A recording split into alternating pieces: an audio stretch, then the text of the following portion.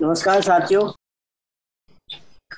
आज हमारे साथ इस कार्यक्रम में हिंदी के महत्वपूर्ण कवि और सामाजिक इतिहास एवं सांस्कृतिक के चार कविता संग्रह खुदाई में हिंसा, शब्दपदीयम, सच सुने कई दिन हुए और तुमड़ी के शब्द प्रकाशित हैं।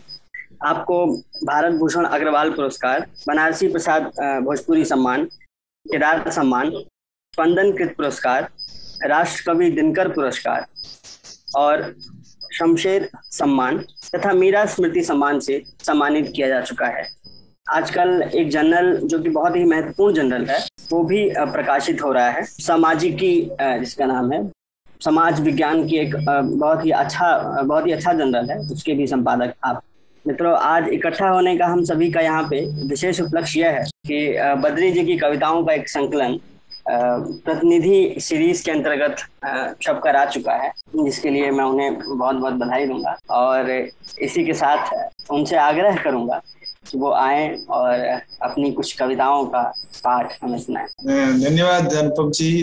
मैं राजकमल प्रकाशन और आपका आभारी हूँ कि आप लोगों ने ये अवसर बनाया जिसमें मैं कविताएं अपनी पढ़ सकूं। अवसर है हमारी प्रतिनिधि कविताएं जो अभी राजकमल से पिछले 8-10 दिन पहले ही छप के आई है, उसका एक अवसर है। उस अवसर पर हमें कविताएं पढ़ने के लिए राजकमल ने मौका दिया है। कविता मैं बार बार कहता हूँ कि कविता मेरे लिए सबसे एक मुश्किल विधा है, एक ऐसी विधा है जो मेरे लिए आसान नहीं होता है। बहुत ही कठिन रास्ता होता है कविता तक पहुंचने का और कविता से गुजरने का। कविता एक तरह से हमारे लिए एक ही साथ सच में और एक ही साथ कल्पना में, एक ही साथ आप कहें जो समय में और एक ही साथ समय में जीने का और एक ही साथ समय के पार जाने का की एक कला है, एक मीडियम है। मैं उन लोगों तो इस तरह से, और वो एक कठिन काम होता है जो कविता मेरे लिए इसलिए भी कठिन काम है कि जहाँ बहुत कम बोलना होता है आपको और आपको अपना ही बोलना होता है, किसी और का बोला काम नहीं आता, किसी और का कहा काम नहीं आता। और तो मैं इन कुछ शब्दों के साथ आज अपनी कुछ कविताएं आपको पढ़ता हूं जो प्रतिनिधि कविताएं में संकलित हैं। जैसा अनुपम जी ने बताया कि इसमें 4 संकलनों की कविताओं से चुन करके उसमें से कुछ कविताएं साथ में नई कविताओं के साथ राजेश जोशी जी ने तैयार किया है हिंदी के पाठकों के लिए। तो मैं अपनी कविताएं शुरू करता हूं और कविता से ही शुरू करता हूं, यानी कविता के बारे में कविता, जिससे कि वो आपको वो अंतर संघर्ष जो हमारी है वो भी शायद दिखाई पड़े इसमें। एक कविता है जिससे मैं शुरू करता हूँ काव्य पाठ, वो है अपनी कविता। किसी का कागज किसी का कलम कैसे लिख पाओगे अपनी कविता, किसी का विचार किसी का प्रचार कैसे रच पाओगे अपनी कविता। अपनी कविता रचोगे तो संभव है चिड़िया आकर उसमें कुछ कह जाए, सत्ता के शोर में भी विरोध की कोई कव्वाली गूंज जाए, और यह कव्वाली आगे चलकर विरोध का फ्रॉड न साबित हो जाए। मिडिल क्लास के रैप में भी कहीं न कहीं गरीबों की आवाज आ जाए। आंकड़ों के जाल से ऊपर आदमी का चेहरा सामने आए जाए। अपनी कविता रचोगे तो ही इस जनतंत्र में कुछ कर सको, अपनी कविता रचोगे तो ही इस जनतंत्र में कुछ कर सको। दूसरी कविता है अगर आप कविता लिखें। अगर आप जिसके खिलाफ कविता लिखें वही उस कविता की लोगों से करने लगे तारीफ। अगर आप जिसके खिलाफ कविता लिखें वही उस कविता की लोगों से करने लगे तारीफ, तो आपका क्या होगा, आपकी कविता का क्या होगा, आप उसका करेंगे क्या, तो उसको आप कहेंगे क्या, महामानव महाकारुणिक या क्या। अगर आप किसी के अन्याय से तंग हो, उसकी हत्या करना चाहें और वह आपकी ही प्रशंसा करने लगे, आपके विरोध के को जो आपके सामने ही प्रेम जाल में बांध कर उसका वध कर डाले, अत्याचारी के अत्याचार के खिलाफ आप में उपजती घृणा और प्रतिरोध को चूस जाए, आपके नकार को आप ही के खिलाफ कर दे, जिसके खिलाफ आप लिखते हैं पर्चा, और यह पर्चा वह अपनी तारीफ में यूज कर ले। क्या करेंगे ऐसों का कवि जी, क्या करेंगे? जब पजाने के लिए न हो कोई पाठ, तो अपने विचारों को कैसे तीक्ष्ण करेंगे? प्रतिरोध का कि कौन सा नया राह चुने? जब पजाने के लिए न हो कोई पाठ, तो अपने विचारों को कैसे तीक्ष्ण करेंगे? प्रतिरोध की कौन सा नया राह चुनेंगे? एक तीसरी कविता है जो बेगमपुरा एक्सप्रेस इस कविता का शीर्षक है। पंजाब से हर साल एक ट्रेन आती है वाराणसी, जो रविदास मेले के दिन, जिसमें पूरी ट्रेन भरी होती है लोगों से। उस ट्रेन का नाम है बेगमपुरा एक्सप्रेस। बेगमपुरा एक्सप्रेस कविता में पढ़ रहा हूँ। अमरपुर से बेगमपुरा तक चलती है एक ट्रेन, बेगमपुरा एक्सप्रेस। सुबह 5:10 पर बिल्कुल ब्रह्म वेला में टिकट काउंटर पर बैठा है क्लर्क टिकट लेकर। कहते हैं कि पैसे से मिल जाता है सब कुछ, पर लोग हाथ में लिए खड़े हैं पैसे, रुपए व एटीएम कार्ड। टिकट बाबू फिर भी उन्हें टिकट नहीं देता। कतली, खूनी, बलात्कारी, बेईमान, चालू, फ्रॉड, लंपट, हिंसक, झूठ, बवाली, सुल्तान, साहेब, मालिक, इन सबको नहीं मिलेगा टिकट। दम्भी, कवि, सत्ता के बौद्धिक सब खड़े रह जाएंगे और नहीं मिलेगा उन्हें इस ट्रेन का टिकट। टिकट बाबू अगर इन्हें बेचना भी चाहेगा तो उसके हाथ बेकार हो जाएंगे। जो 2.5 आखर जानता होगा वही बेचेगा टिकट, जो 2.5 आखर जानता होगा वही पाएगा टिकट। लहरों से होकर आए तारों को, कोमल मन सुकुमारों को, सराय के मालिकों को तो कभी नहीं, पर सराय में रुकने वालों को मिल जाएगा टिकट। टिकट बाबू सोना ले लो, चांदी ले लो, मुहरे और मोती ले लो, पर दे दो मुझे टिकट। कई दशकों से मैंने कोई यात्रा नहीं की है, मैं जाना चाहता हूं बेगमपुरा। ट्रेन खुलने लगी है, हरे पंछी पेड़ से उड़ने लगे हैं। ट्रेन में घाना बैठे हैं, पीपा बैठे हैं सेना नाई। ट्रेन खुलने लगी, ट्रेन खुलने लगी। इसके बाद कविता है खुदाई में हिंसा। आल्हा के तालाब की खुदाई में तो मिली नहीं मिली थी रेगिस्तानी रण क्षेत्र में। आल्प्स की पहाड़ियों में रहने वाले आदिम लोगों की स्मृति में भी नहीं थी ऐसी हिंसा। अंगुली माल और सुल्ताना डाकू के मन में भी ऐसी हिंसा नहीं थी।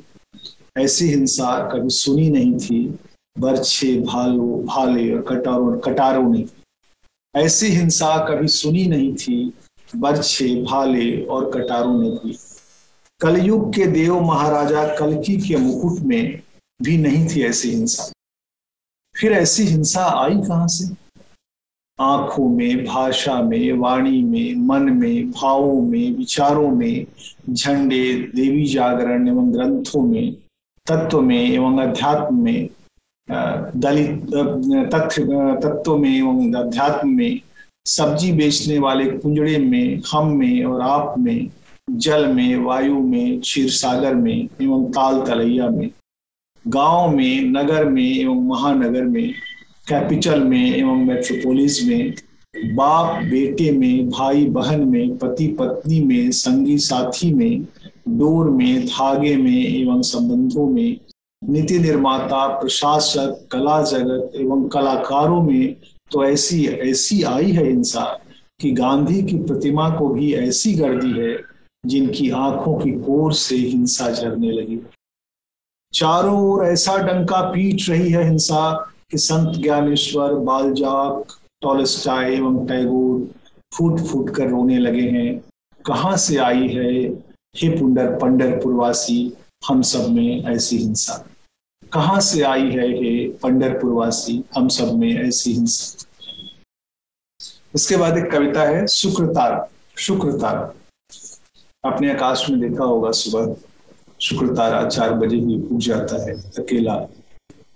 एक सुबह मैं सोच रहा था उस शुक्र तारा के बारे में जो इतनी आक्रामक और रक्तिम सूर्य के उदय के बाद भी बच गया है आसमान में साबुत। इससे साफ जाहिर होता है कि सूर्य की आसमान पर विजय इतनी आसान नहीं रही है। विश्वास न हो तो प्रमाण के लिए देखा जा सकता है रक्त से भीगा आकाश पर। यह शुक्र तारा तारा से अधिक प्रतीक है मेरे लिए। सूर्य के खिलाफ तारों के रात भर चले संघर्ष, जिसमें कई शहीद हुए, कई हलाक, कई झेल रहे हैं निष्कासन, कई प्रवास।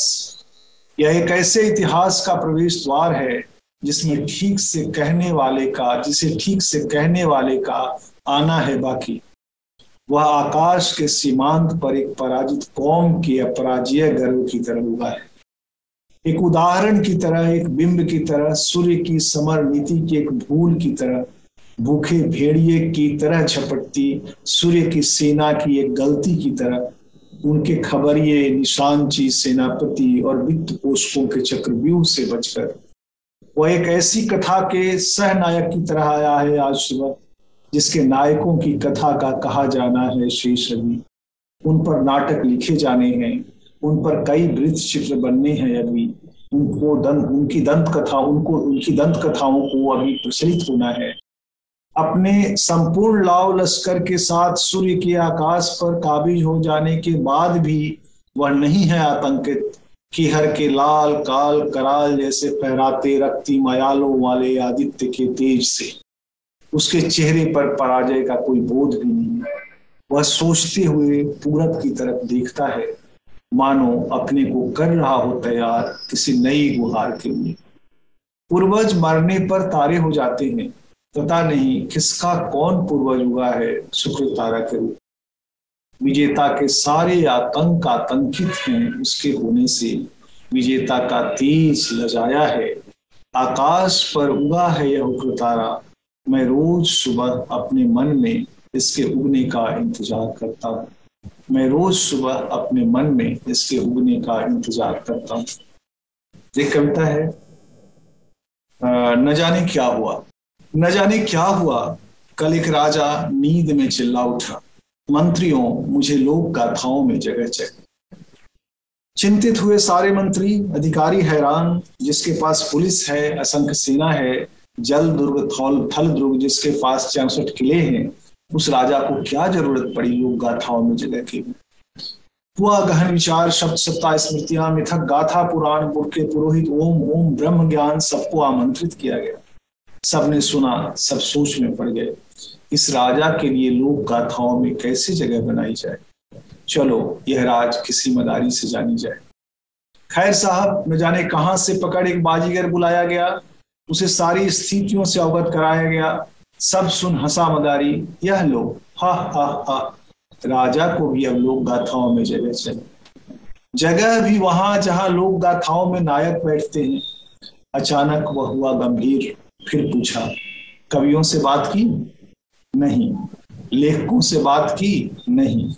गांवों में जिनकी आंखों में डूबता है सूरज, उन बूढ़ी औरतों से बात की? नहीं। तो मूर्खों, राजा के लिए किस तरह और कैसे जगह बनाओगे लोक गाथाओं में? इसके लिए गलियों, पेड़ों, चिड़ियों से बात करनी होगी, हवा को समझाना होगा, पानी को मनाना होगा, बीजों को कहीं ले जाकर धीमे से बुझाना होगा, कायाकल्प करना होगा। इतने पर भी नहीं होगा। सबसे बड़ी बात है कि राजा को मरना। शब्द पद्यम।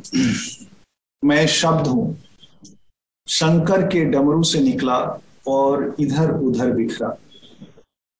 न जाने कब कोई इंद्र आए और रात के तीसरे पहर मुझी से अहिल्या का दरवाजा खुलवाए। कोई चांद पर फेंक कर मारे मृगछाल और मेरी ही आवाज आए, गर्दन में शराब का घट बांधे कब कोई सेनापति आए और मुझी से गांव को जला देने के लिए योद्धाओं में जोश जगाए। मैं शब्द हूँ इसीलिए ब्रह्म हूँ, बीच जंगल में न जाने कब कोई व्याध मुझी को सुन, सरवर तट पानी पीती हिरनी पर शब्द वेदी बांध चलाए। कब कोई गवैया आए कब कोई भाट आए और मुझी से किसी आताताई राजा का इतिहास लिखवाए। मैं शब्द हूँ, मैं नहीं चाहता फिर किसी कौंज पक्षी की कराह में बदलना। मैं शब्द हूँ अजब कसम कसमें पड़ा, कहीं मुझे ही सुन बाग में फूलों में बैठा तक्षक नाग किसी चिड़िया को डसने में सफल न हो जाए। मैं अब भी हूँ पहले की ही तरह, अनंत ऊर्जा से भरा पर कत्थई रंग की तरह उदास। कहीं मेरे ही प्रयोग से कोई इस धरा को भस्म करने का फिर से वरदान न पा जाए। मैं शब्द हूँ, कहीं मुझी से कोई मनुस्मृति फिर न लिख दी जाए, कहीं मुझी से फिर न लिख दी जाए इतिहास की दुर्दांत घोषणाएं, तनाशाहों की कहीं लिख न दी जाए मुझी से आत्मकथाएं। मैं शब्द हूँ डरता हुआ नगाड़ों की गड़गड़ आती आवाज के बीच एक हिरण के मन की तरह अनकता हूँ। एक कविता है आधी रात में रुलाई का पाठ। आधी रात में मैं करना चाहता हूँ एक रुलाई का पाठ, जो एक शहर की सड़क पर उसके संपूर्ण वैभव के खिलाफ रोई जा रही। हालांकि मैं यह भली भांति जानता हूँ कि अब तक जो भी हुए हैं रुलाई के स्मृतिकार एक एक कर मिटा दिए गए। अगर कहीं बच गया है गलती से उनका कोई हर्फ तो उसे दूसरा अर्थ देने के लिए नई पद्धतियां गढ़ ली गई। एक कवि ने कोशिश की थी रुलाई की विवेचना करने की और खुद भी रुलाई में तब्दील हो गया था। मेरा एक मित्र जो वैज्ञानिक था खोजना चाहा था उसका अंतः तत्व और खुद भी उसके तत्व में बदल गया था। और यह तो मेरी आंखों के सामने ही घटित हुआ था कि एक दार्शनिक ने दिया था रुलाई पर व्याख्यान और खुद रुलाई बंद दुनिया में गूंजने लगा था। उसने कहा था सृष्टि का आदि शब्द ओम नहीं रुलाई है, जो स्वरों और व्यंजनों में फैलता रहता है। सब देखते रह गए थे और उसने सिद्ध कर दिया था कि कोई जरूरी नहीं कि हर रुलाई में आंसू आए, आह निकले ओह निकले कोई जरूरी नहीं। शुल्ब सूत्र में एक वृतांत है कि विंध्य के उस पार जो ढह गए हैं मूंगे के पहाड़, वो वस्तुतः एक गूंगे के रोने से ढहे हैं। पुराणों में कहीं कहीं उन हिरणियों के रुलाई का भी जिक्र है जिनकी कृष्ण खाल पर यज्ञों में चलने की पवित्र कथा प्रचलित। सदियों पहले जब ध्रुव तारा पेशावर में उगता था तो आकाश के केंद्र से अपने इस निष्कासन के खिलाफ रोता था। पृथ्वी और आकाश में ऐसी जितनी गड़ी है रुलाइयां, मैं उन रुलाइयों का पाठ करना चाहता। अब अंतिम कविता, चूंकि 20 मिनट की तरफ हम बढ़ रहे हैं, वो है प्रेम पत्र। प्रेम पत्र कविता का शीर्षक है। प्रेत आएगा किताब से निकाल ले जाएगा प्रेम पत्र, गिद्ध उसे पहाड़ पर नोच नोच खाएगा। चोर आएगा तो प्रेम पत्र चुराएगा, जुआरी प्रेम पत्र पर दाव लगाएगा। ऋषि आएंगे तो दान में मांगेंगे प्रेम पत्र, बारिश आएगी तो प्रेम पत्र ही जलाएगी। आग आएगी तो जलाएगी प्रेम पत्र, बंदिशें प्रेम पत्र पर ही लगाई जाएंगी। सांप आएगा तो डसेगा प्रेम पत्र, झींगुर आएंगे तो चाटेंगे प्रेम पत्र, कीड़े प्रेम पत्र ही काटेंगे। प्रलय के दिनों में सप्तर्षि मछली और मनु सब वेद बचाएंगे, कोई नहीं बचाएगा प्रेम पत्र। कोई रोम बचाएगा, कोई मदीना, कोई चांदी बचाएगा, कोई सोना। मैं निपट अकेला कैसे बचाऊंगा तुम्हारा प्रेम पत्र। एक छोटी सी मेरी गुजारिश थी जी कि एक कविता है सब चुप थे। हाँ, अगर आप उसे पढ़ दें। हाँ, इस कविता का शीर्षक है, जैसा अनुपम जी ने कहा, सब चुप थे। मेरे कुर्ते में जेब तो थी पर जेब के पास पैसा नहीं। तनख्वाह मिलने तक के लिए पड़ोसी से मांग लिए पैसे उधार। ट्रेनें तो कई थी पर ट्रेनों के पास मेरे जैसों के लिए टिकट नहीं थी। कुछ जुगत किया, कुछ जुगाड़, 100 रुपए ज्यादा दे किसी तरह टिकट बनवा लिया। निकल पड़ा भुवनेश्वर श्री राधा को खोजने। निकल पड़ा भुवनेश्वर श्री राधा को खोजने। उतरा स्टेशन पर और खोजने लगा घूम घूम कर सकल भुवनेश्वर में। भुवनेश्वर जैसे पूरी पृथ्वी, भुवनेश्वर मानो पूरी सृष्टि, कहाँ मिलेगी श्री राधा? पता तो रमाकांत बाबू ने अपने काव्य में दिया था, श्याम श्याम कृपालु भवन, न्याय नगर, चंद्रशेखरपुर, भुवनेश्वर। वहां से कई बार 4-6 महीने बाद तक भी लौट आए थे मेरे लिखे कई कई पोस्टकार्ड। शायद वहां उन्हें रिसीव करने वाला कोई नहीं था, शायद वहां उन्हें रिसीव करने वाला कोई नहीं था। फिर भी मन नहीं माना, सोचा चलो एक बार कोशिश करते हैं। खोजते खोजते उस पते पर पहुंचा तो पता चला अभी अभी श्री राधा घने कोहरे में प्रेम गीत लिखने अपने प्रेमी संग मोटरसाइकिल पर बैठ कहीं निकल गई। पेड़ों पर गेरू से लिखे तो हैं उसके नाम, पर वह कहीं नहीं है। पिंजड़े होते हैं, पिंजड़े में सुग्गे होते हैं, पर यहाँ अजब अचरज है लोगों। यहाँ एक हरा सुग्गा अंगोछा और बंडी पहने एक आदमी के कंधे पर बैठ चुप चुप कर चना खा रहा है। मैंने सोचा चलो इसी आदमी से पूछे, शायद यह श्री राधा का सही ठौर बता दे कि किस पहाड़ की किस चोटी पर या किस जंगल में किस बरगद के नीचे उड़कर अपने प्रेमी संग बैठी श्री राधा कृपालु महाराज के चुंगल से और रमाकांत बाबू की पंक्तियों से आजाद हो इस वक्त चैन की सांस ले रही। अब मुझे समझ आया कुछ कुछ यह राज कि रमाकांत बाबू द्वारा दिए पते पर वह मेरी चिट्ठी क्यों रिसीव नहीं कर रही थी। हो सकता है वह अपना ऐसा बताना चाहती, यह भी हो सकता है कि वह न चाहती हो अपना कोई भी निश्चित पता। यह भी हो सकता है वह न चाहती हो अपना कोई भी निश्चित पता। हो सकता है वह अपने लिए एक अनंत आकाश चाहती हो। वह शायद इससे भी नाराज हो कि मैं उसे ढूंढने भुवनेश्वर ही क्यों आया। कंधे पर सुग्गा बैठाए उस आदमी ने एक लंबी सांस भरते हुए कहा, नहीं, बात यह नहीं है। न जाने किस बवंडर संग उड़कर आई थी उस रात कंधमाल में भयानक आग। उसी आग में जलकर मर गई श्री राधा। उसी आग में जलकर मर गई श्री राधा। मैं हताश हो गया, मेरी आंखों में आ गए आंसू। यह कैसे हो सकता है? वह कैसे मर सकती है मेरा जीवन सकारत किए बिना? अगर मैं हुसैन होता तो माधुरी नहीं तो ऐश्वर्या, ऐश्वर्या नहीं तो दीपिका मन को मना लेता। पर मैं ठहरा ठेठ किसान की औलाद, जिसे चाहा उस पर ही जीवन गंवा देने वाला। मैंने पेड़ों से पूछा, सड़क पर गिर रहे पत्तों से पूछा, सांझ में बह रही झुरझुर हवा से पूछा आकाश में उग रहे पूर्णिमा के चांद से। सब चुप, कोई कुछ बोल ही नहीं रहा था। घने कोहरे में सड़क किनारे बने झोपड़ी में अर्धवृत्त बनाए 3 बच्चे बार बार बुझ जाते पत्तों से आग जलाकर तापने की कोशिश में लगे थे। एक के हाथ में था खाली पेप्सी का डिब्बा। एक के हाथ में किसी के द्वारा फेंका गया कैडबरी का रैपर था। एक कोहरे में ढूंढ रहा था कुछ। मैंने उनसे पूछा, बच्चों कहीं देखा है तुमने श्री राधा को? मैंने उनसे पूछा, बच्चों कहीं देखा है तुमने श्री राधा को? एक बच्चा जो शून्य में कुछ खोज रहा था बोल उठा, श्री राधा को बेच दिया। मैं अवाक। मैंने किसने? राजा कहो या कह लो सरकार। फिर तीनों जोर जोर से चिल्लाने लगे, राजा का हाथी धस गया, राजा हमारा फंस गया।